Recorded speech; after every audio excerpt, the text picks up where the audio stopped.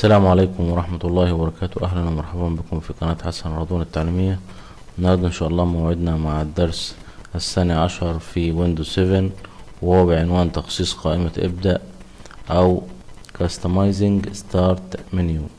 زي ما احنا عارفين ان احنا بنفتح قائمة ابدأ عن طريق الضغط على زر الويندوز لوجو الموجود في شريط المهام، نضغط عليه تظهر هذه القائمة، وهذه القائمة هي قائمة ابدأ.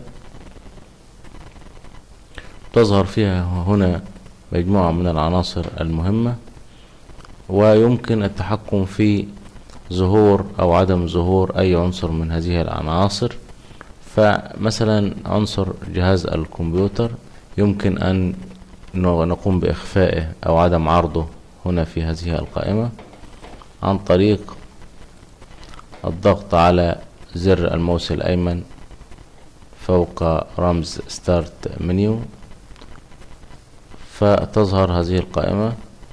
نختار منها بروبرتيز أو تخصيص، فتظهر هذه القائمة وهي قائمة تاسك بار اند ستارت منيو بروبرتيز، تخصيص قائمة ابدأ وشريط المهام. واحنا خدنا شريط المهام تاسك بار والتول بارز، والآن مع قائمة ستارت منيو نقوم باختيار كاستمايز. نجد أن العناصر، كل العناصر المهمة المعروضة والغير معروضة، نجد أنها في هذه القائمة يمكن اختيارها عن طريق تمرير شريط التمرير هذا سكرول بار. ونجد في جهاز الكمبيوتر موجود هنا ثلاث خيارات. أول خيار هو display as link، يعني عرضه أو عرض جهاز أو عرض الكمبيوتر كلينك، أو display as menu أو عرضه كقائمة، أو don't display this item أي عدم ظهور هذا العنصر. طبعا احنا عايزين نخفيه أو ما نعرضوش في القائمة، فنضغط على هذا الخيار ونضغط اوكي ثم اوكي.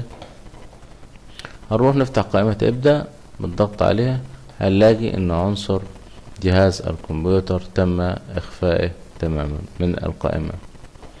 عشان نعرضه تاني بنضغط كليك يمين على زر ابدأ ونختار بروبرتيز ثم تخصيص كاستمايز، وهنا نختار عرض display as link أي عرضه كلينك، نضغط اوكي ثم اوكي ونذهب الى قائمة ابدأ. نجد ان هذا العنصر تم عرضه. هنشوف الخيار الاخر وهو عرضه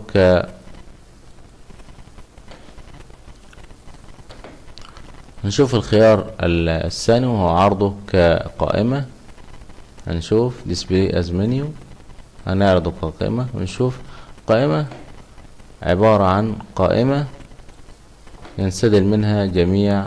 هنشوف انه هيتم عرض جهاز الكمبيوتر كقائمة تنسدل منه، او فيه قائمة فرعية تظهر من جهاز الكمبيوتر او من الرمز او الايقونة بتاع جهاز الكمبيوتر. ولو هذا العنصر يظهر منه قائمة فرعية فيها السي والدي والاي وكل البارتيشنات في هذا العنصر.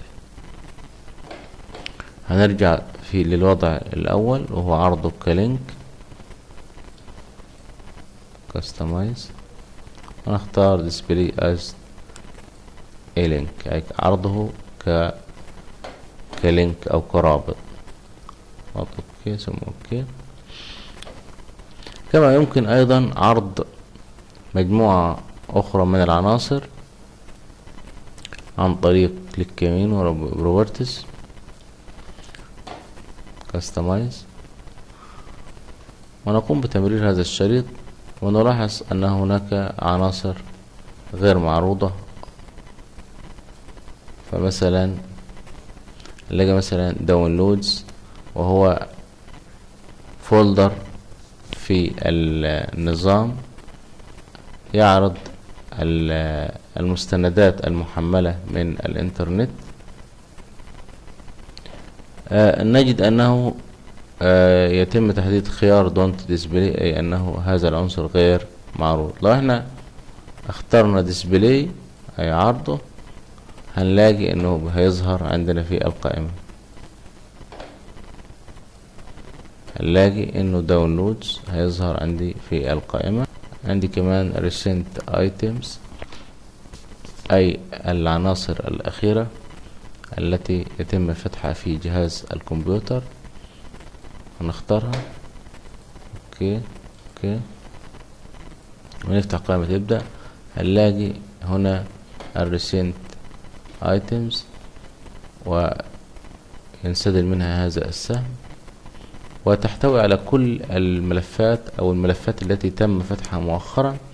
كمان في قائمة ابدأ بنلاقي في الاعدادات، نفتح بروبرتيز، هنلاقي في قائمة ستارت منيو، بنلاقي هنا باور بوتوم اكشن، اي الزر الذي يتم البدء به في قائمة ستارت من زرار الباور، وهو نختار هنا شوت داون.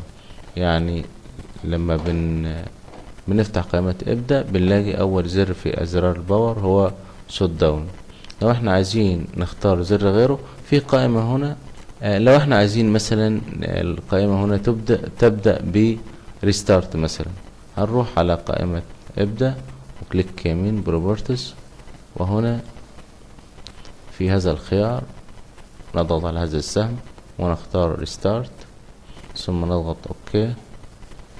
هنروح الى قائمة ابدأ، هنلاقي انه اول عنصر هنا هو او اول خيار هو ريستارت، وباقي الخيارات موجودة في هذه القائمة. هنرجع للوضع السابق ونختار ان القائمة تبدأ بشوت داون عشان هو ده زر الاغلاق، نضغط اوكي.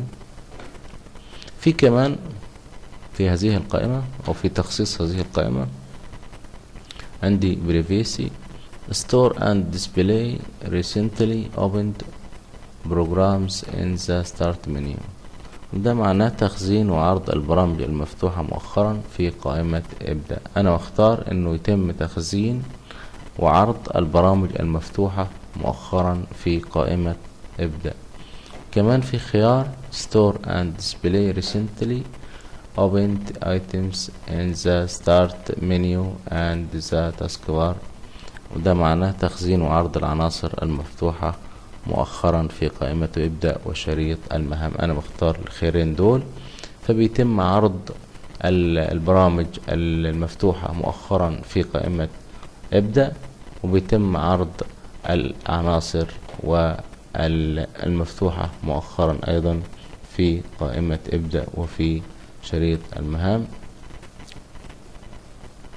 بنشوف كمان في تخصيص عندي هنا في حجم قائمة ابدأ، حجم العناصر اللي بيتم عرضها في القائمة.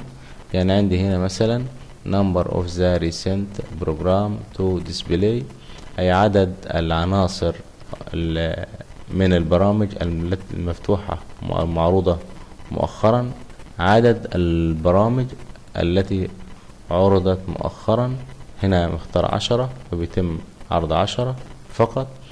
number of recent items to display the jump list، وهنا اللي هي القائمة اللي بتظهر او تنسدل من البرامج والعناصر.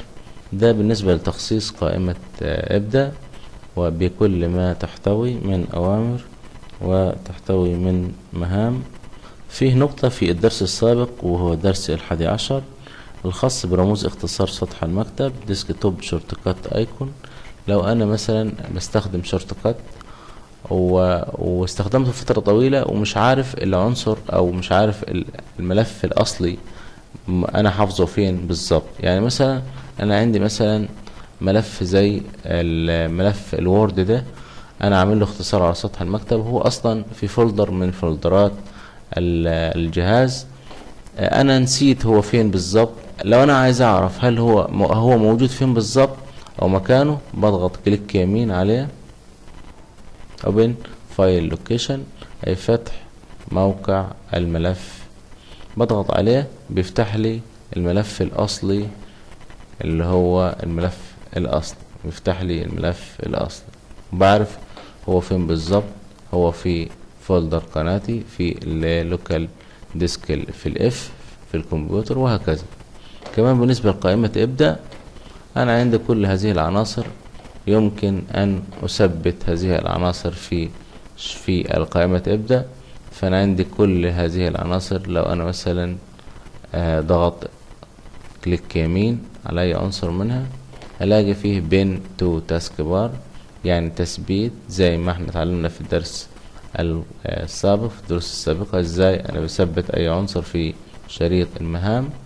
او ممكن اختار بين تو ستارت منيو اي تثبيت هذا البرنامج في قائمة ستارت، او ممكن اعمل له ريموف او ازالة من هذه القائمة. كمان ممكن اختار اوبن اي فتح هذا العنصر. دي كانت كل الخيارات وكل الحاجات اللي احنا ممكن نعمل ليها تخصيص في قائمة ابدأ. يا رب الدرس يكون مفيد وعجبكم، والسلام عليكم ورحمة الله وبركاته.